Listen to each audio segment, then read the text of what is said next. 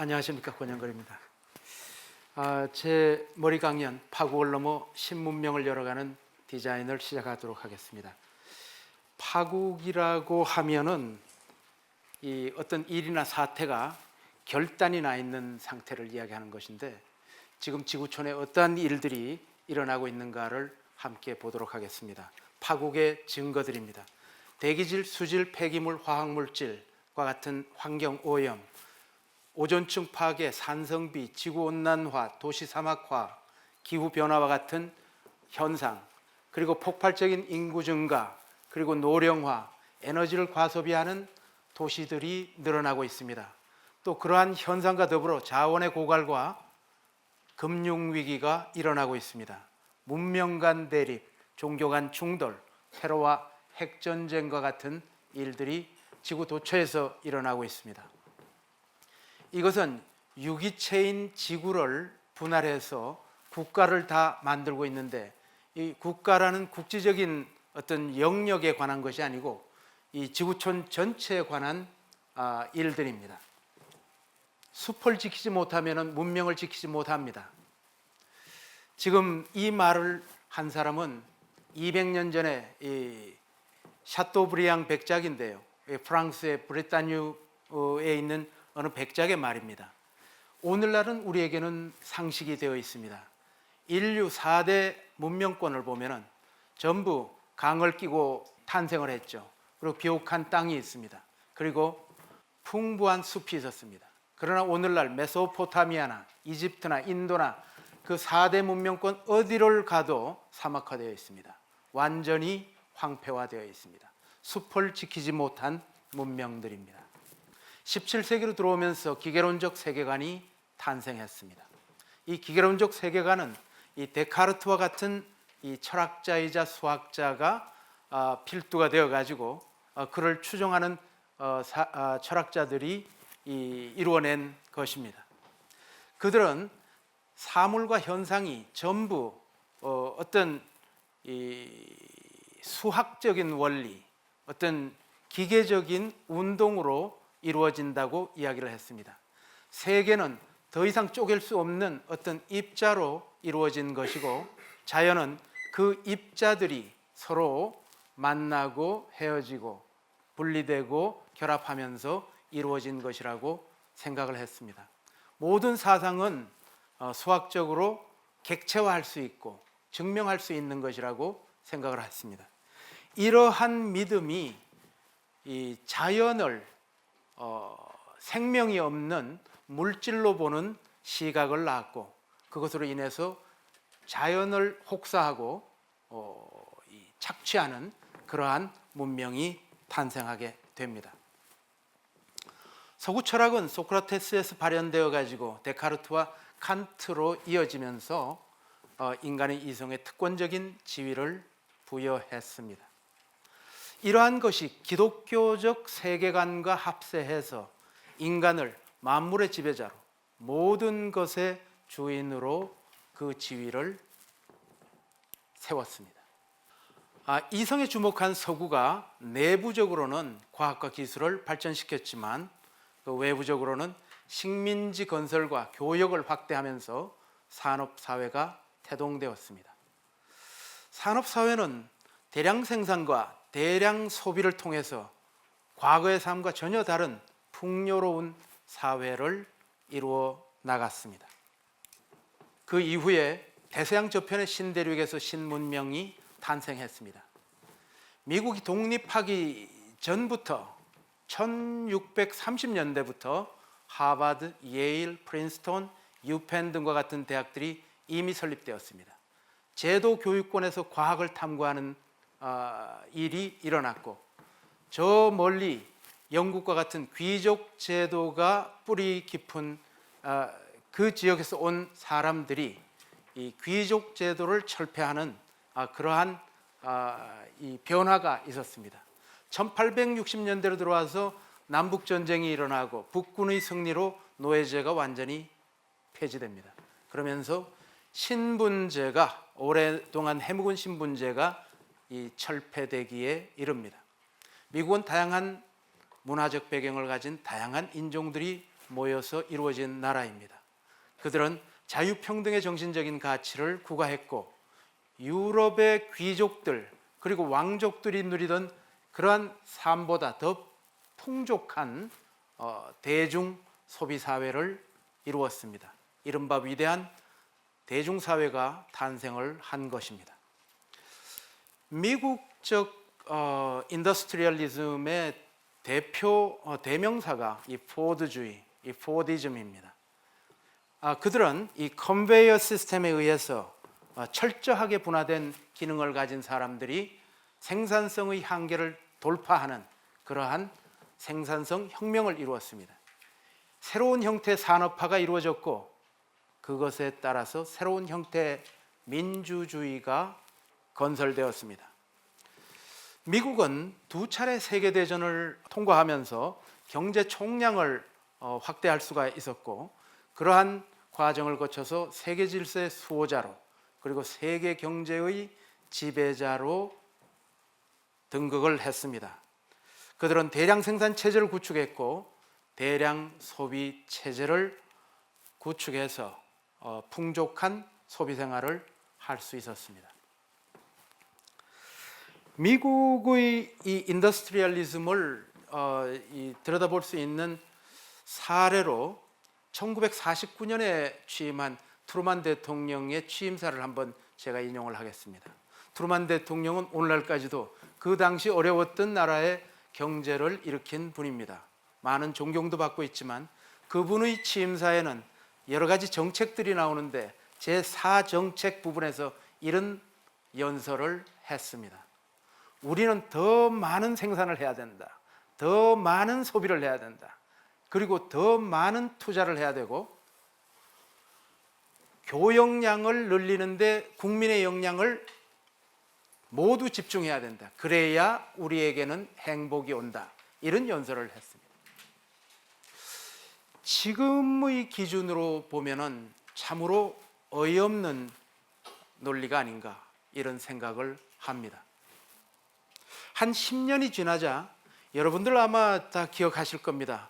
이 로스토라는 이 경제학자가 개발도상국이 어떻게 발전하느냐 이 경제성장 5단계론을 내놓습니다. 경제성장이 맨 처음에는 전통사회에서부터 테이크오프를 준비하는 도약 준비 단계, 그 다음에 이륙 단계, 그 다음에 성숙 단계, 그 다음에 대중 소비 단계, 고도 대중 소비 단계가 그들이 생각하는 발전의 마지막 단계입니다.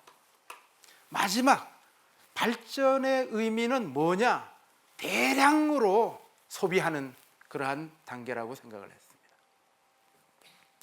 이 로스토는 더욱이 한 걸음 더 나아가서 이 대량 소비 단계에 이르면은 공산주의는 뿌리부터 시들어 죽을 것이다 이렇게 이야기를 했습니다. 그 말은 빗나갔습니다. 여전히 지금 공산주의는 그대로 있습니다.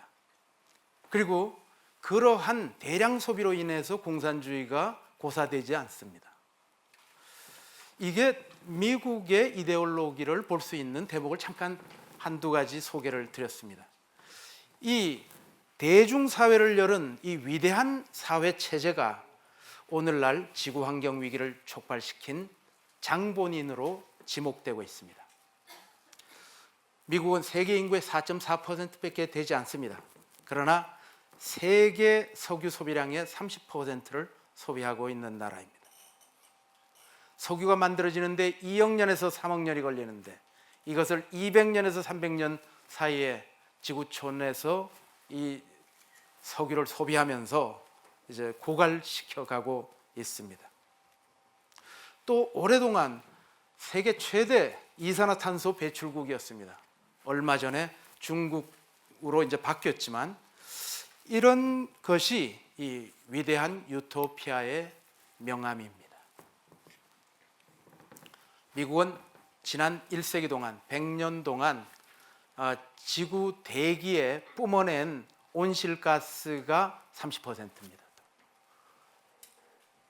그것을 퍼캐피타 인구수로 나누어서 1인당으로 계산해도 역시 최대 대기오염국입니다. 이러한 위대한 나라가 어떻게 이런 결과를 가져왔을까? 우리는 우리의 세계가 이 지속 불가능한 세계를 이루고 있습니다. 이것의 기원을 욕망이라는 것에 도달합니다.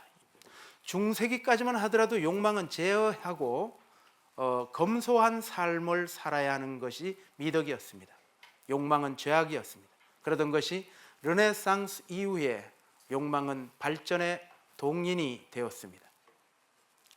욕망이 자본을 순환시키고 경제를 활성화하는 원동력이다라고 이 죄악이 미덕으로 바뀌는 가치전도 현상이 일어납니다.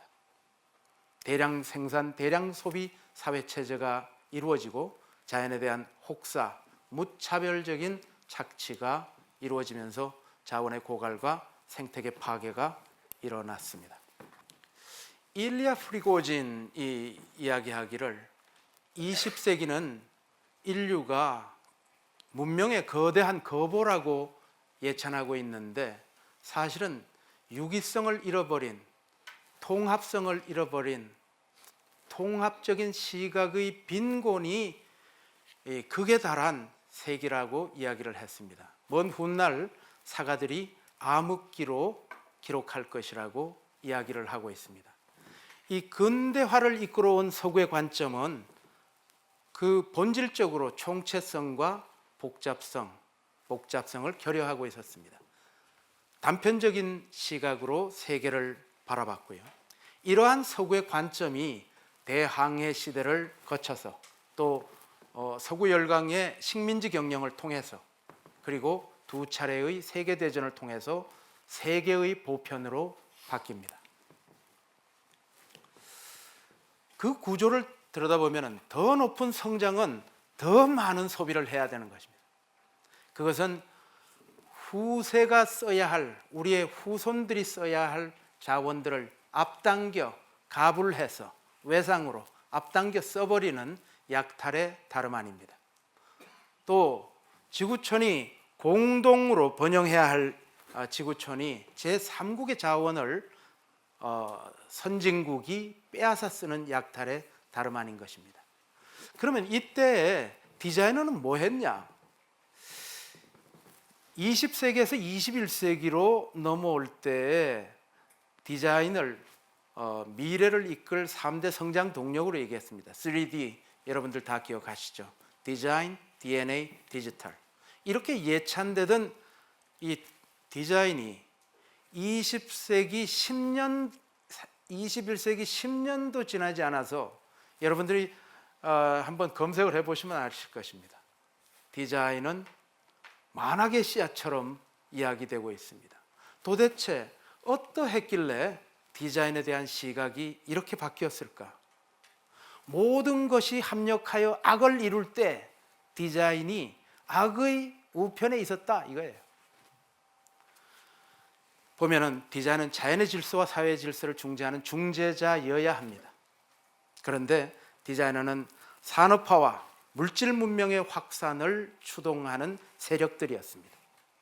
디자이너는 앞서 말한 후대의 자원을 빼앗는 약탈, 제3국의 자원을 빼앗는 약탈의 조력자이자 수행자였습니다. 디자인은 끊임없이 이 욕망을 만성화시키는 그러한 작업을 하는 전문가였습니다. 지금 이분은 미국 플로리다 비너스에 살고 있는 분입니다. 이 비너스 프로젝트라는 것을 하고 있는데요. 연세가 99세입니다. 99세인데 얼마 전에는 또 포르투갈까지 가서 특강을 하고 그러셨던데 이분이 이 자크 프레스코가 이야기하는 것, 디자이너가 이제까지 20세기 디자이너가 했던 이 부도덕한 관행은 자원과 에너지의 낭비를 엄청나게 되풀이하는 그러한 것의 조력자였다라는 것입니다. 그래서 우리는 이윤을 위해서 지구라는 이 행성을 약탈하고 있다고 통렬히 비난하고 있습니다. 현재 문명은 이 파국을 향해 치닫고 있습니다. 이것은 새로운 방향으로 우리가 문명의 방향을 바꿔야 된다고 생각합니다. 디자이너는 무엇을 해야 합니까? 이 세상의 모든, 우리 지금 눈에 들어오는 모든 사물들이 디자인된 것입니다. 디자인되지 않는 것은 순수한 자연을 제외하고는 모두 디자인이라는 행위를 통해서 나타난 것입니다. 이것의 집합이 문명입니다. 그래서 문명의 형식을 결정하는 디자인이 새로운 원칙을 정해야 된다는 것입니다. 근대 디자인의 그릇된 목표와 지향, 그리고 방법과 과정, 잘못된 평가 기준, 이 모든 것을 우리가 새로이 생각해야 합니다. 그것이 오늘 강의하는 신문명입니다. 이 신문명을 일구어 나가기 위해서는 우리가 어떤 것을 생각해야 하느냐, 이 네 가지를 제안합니다. 첫 번째가 동서양 가치의 융합입니다. 오랫동안 동양과 서양은 서로 만나지 않았습니다. 지금 동서양의 가치를 어떻게 결합하여 이 서로 간의 장단점이 엇갈리는 이 두 문명 체계를 어떻게 융합하여 제3의 문명을 만들어낼 것인가 하는 것입니다. 두 번째는 지속 불가능을 향해서 치닫고 있는 이 사회를 어떻게 지속 가능한 사회로 바꿔야 하는가, 그러기 위해서는 어떠한 디자인 사고가 필요한가 하는 것입니다. 세 번째는 제2단계 디지털 혁명을 앞두고 있는데, 2단계 디지털 혁명, 디지털은 악마성도 있고 천사성도 있는데 이것을 어떻게 선용해서 우리의 생활 문화를 바꾸어 나갈 것인가, 이게 세 번째입니다. 네 번째는 중국의 격변, 인류 사상 유례가 없는 중국의 거대한 변화와 그 흐름을 알고 동아시아 디자인을 어떻게 창조해서 세계 보편으로 나아가게 할 것인가에 대한 논의입니다. 제1과제입니다. 동서의 가치를 융합한 새로운 문명의 창조입니다. 지금 우리는 세 번째 밀레니엄에 접어들었습니다. 첫 번째 천년, 두 번째 천년, 세 번째 천년에 접어들었습니다만, 이 지난 천년 동안 이 문명은, 지구촌의 여러 문명들이 해체되고 접합되고 연결되고 다시 집합되고 하는 현상을 보였습니다. 지금 인류 사상 처음으로 세계가 하나 되는 신문명의 가능성이 이야기되고 있습니다. 이것은 여러 가지 측면에서 논의되고 있는 것인데, 디지털 혁명에 의한 것이기도 하고, 경제적으로는 초국적 기업들이 움직여지는 이러한 상황도 있고 해서 어느 때보다도 두 문명의 만남이 이야기가 높게 일어나고 있습니다. 우선 동서양 사고방식의 뿌리를 한번 비교해 보도록 하겠습니다. 고대 중국과 고대 그리스를 한번 비교해 보면서 얘기를 하도록 하겠습니다. 그리스는 개인의 자율성을 중요하는 문명이었습니다. 중국은 조화로운 인간관계가 중시되는 문명이었고요. 그리스인들은 특정 상황에 구속되지 않습니다. 그리고 자신의 독립적인 존재를 주장하는 문명이었고, 중국에서의 개인은 특정 집단에 소속된 구성원입니다. 그리스인들은 환경을 자기에게 맞추어서 개척합니다.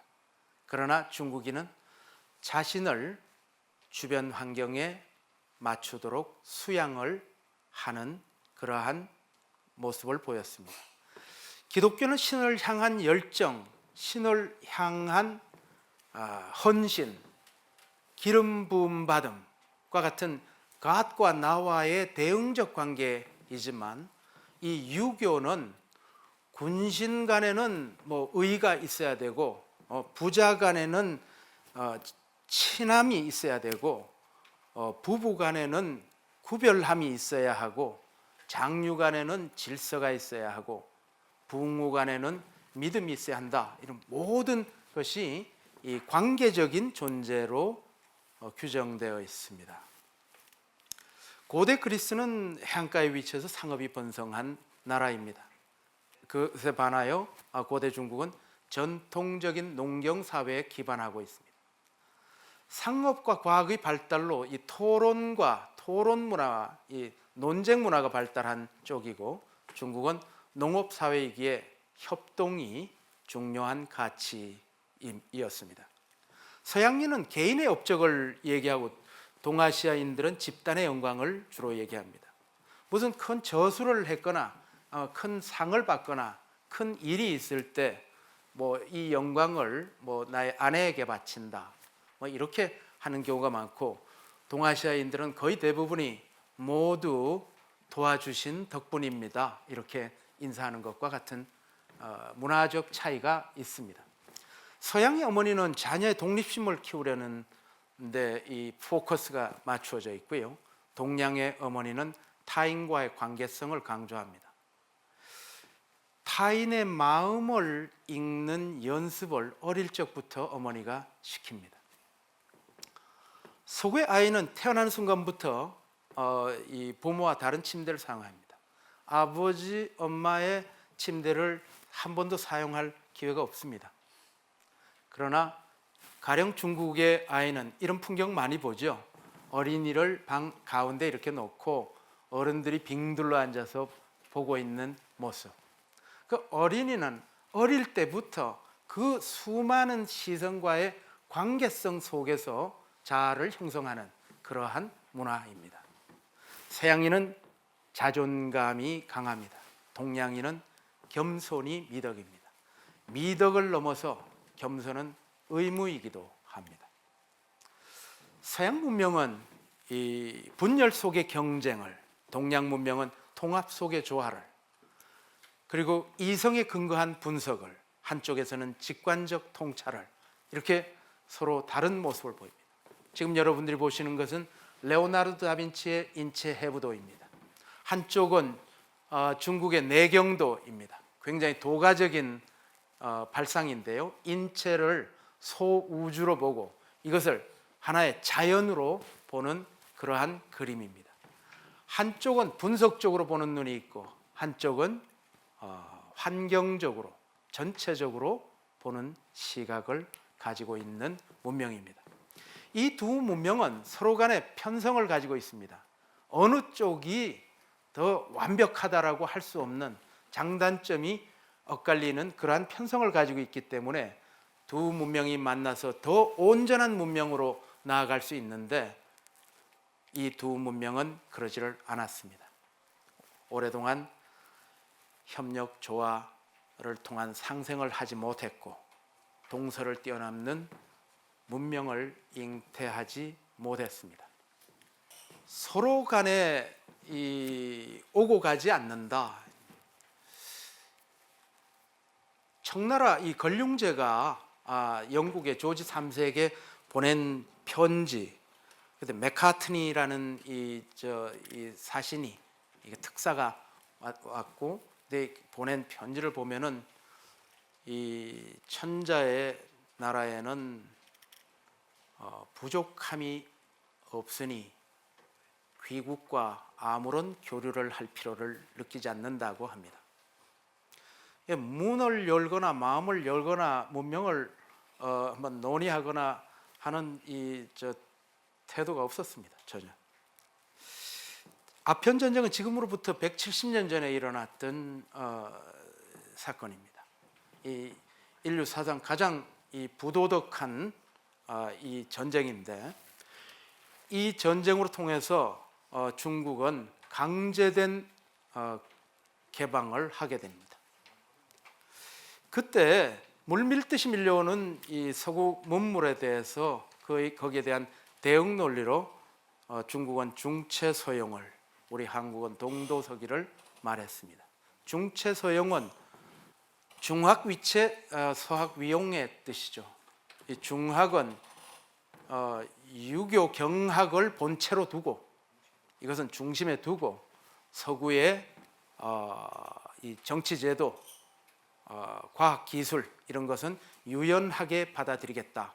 그동안은 전혀 받아들일 태도가 없다가 이제 강제된 형국에서 이제 받아들이기 시작을 했습니다. 이런 과정을 거치지만 여전히 농업 사회에 머물러 있었던 동양은 서양에게 착취와 약탈의 대상이었습니다. 새로운 사회를 일궈낸 서양은 동양에게 모방과 추종의 대상이었습니다. 이러한 구도는 오늘날까지 바뀌어지지 않고 200년 동안 그대로 지속되고 있는 구도입니다. 서구 문명은 이렇게 세계 보편으로 되었습니다. 세계 보편이 되는 과정에서는 식민지 경영을 통해서 되고 또 두 차례 세계 대전을 거치면서 근대화 과정이 진행되었습니다. 서구 문명의 그 속성은 팽창주의적인 속성을 가지고 있었고 강자 독식의 논리를 가지고 있었습니다. 지배당하는 쪽의 문명을 인정하지 않았기 때문에 이 문명의 종다양성이 제거되는 형국이었습니다. 그래서 서구는 이 문명의 종다양성을 제거한 대가로 지속 불가능성의 원인이 되었습니다. 지구촌의 오늘날 제가 보기에는 이슬람 근본주의자, 그것을 빼면은 저 아프리카와 남아메리카 그리고 이 호주의 서남쪽의 원시 부족, 이 정도만 빼면은 나머지는 지구 전역이 서구 문명이 보편화되어 있고 서양적 가치, 서양적 관습, 사고 방식, 행동 양식이 보편화되어 있다고 보입니다. 서구 문명의 공이 있습니다. 민주주의라는 인권의 신장과 자유평등의 가치를 구현했다는 점, 그리고 개인의 창의성을 발현할 수 있는 환경을 만들었다는 점, 이러한 것은 서구 문명의 큰 공이라고 생각이 됩니다. 그러나 서구 문명은 결국은 소비 지상주의로 이어졌고 문명의 동질화를 만들어냈고 인간과 자연의 단절과 환경 훼손을 통해서 지속 불가능성을 만들어냈다라는 과오가 있습니다. 북경대학의 이 고등인문연구소 소장으로 있는 두웨이밍의 말입니다. 유학의 법례들이 표명하는 유학의 가르침에서 이야기하는 인의, 예지, 충효, 성, 경, 이러한 모든 가치들도 이 범세계적 보편성을 획득할 수 있는 요소가 많다라는 이야기를 하고 있습니다. 동서는 이제 융합되어야 합니다. 동서양 문명 간의 개방적인 소통을 통해서 공동체적인 가치를 정립하고 동양의 전통적인 가치를 재조명해서 서구 문명이 만들어낸 동서의 인위적인 관념적인 경계를 뛰어넘어서 동서 문명이 변증법적인 융합이 되어야 할 때이다라는 것입니다. 그러면 디자이너인 우리들은 어떻게 해야 합니까? 동서양의 가치를 융합한 신문명 디자인을 하기 위한 기본 이념과 행동은 어떻게 해야 되느냐? 우선 동서양의 다름을 존중하고 차이를 넘어서는 디자인을 해야 되겠다라는 것입니다. 이 자리에 계신 건축가와 디자이너 여러분들이 거의 다 모더니즘 교육을 받았습니다. 사실 모더니즘 교육이라는 것이 혁명의 열기로 이루어진 것이죠. 그것은 역사로부터의 탈맥락적이고 역사를 참조하지 않는 새로운 조형을 위해서 나아가는 그러한 논리의 교육을 받았습니다. 그래서 이런 것을 극복하고 개별 문명을 회복하는 맥락주의적인 디자인으로 옮겨가야 되겠다라는 것입니다. 동서양의 옛것, 새것, 동서양은 공간적인 것이고 옛것과 새것은 시간적인 것인데 이 시공간적 축에 고착되지 않고 이 과거에서 미래를 생성하는 다리를 찾고 전통의 맥락에서 혁신을 이루는 그러한 디자인을 해야 되겠다라는 것입니다. 그리고 세 번째는 이 동서양의 삶의 의미와 가치를 회복하는 디자인을 해야 되겠다라는 것입니다. 이 누대를 이어온 집단의 선언과 그들의 집적으로 우리가 디자인 가치를 세워야 되겠다. 여러분들 이 가정마다 거실에는 이렇게 소파들이 이렇게 놓여 있고 합니다만, 손님들이 와가지고 대화를 나누다가 어떤 분이 소파에서 이렇게 내려앉으면은 하나 둘 내려앉다가 나중에는 소파는 뒷전이고 티테이블에 모여 앉아가지고 이렇게 얘기를 하게 됩니다. 사람은 누구나 이 독립적으로 이렇게 하늘에서 떨어진 게 아닙니다. 진공관이 아니에요. 그 사람은 그 속에는 아버지가 있고 어머니가 있고 증조 할아버지가 있고 증조 할머니가 있고 고조 할아버지가 있고, 이게 다 그분들의 선엄이 아프리오리가 다 이 몸 속에 있는 거죠. 그렇기 때문에 그 누대의 선엄을 맞추면은 몸이 즐거워하고 마음이 행복해 한다는 거죠. 그래서 이제까지의 디자인은 그러한 것이 철저히 제거된 그러한 디자인이었습니다. 이제는 집단 무의식과 누적적인 선엄에 부합하는 디자인으로 나아가야 되겠다. 오랫동안 우리는 우리 몸이 반응하지 않는 옷을 입고 산 셈입니다. 이제는 진정 우리 몸이 반응하는 디자인으로 옮겨가야 되겠다라는 제안을 드립니다.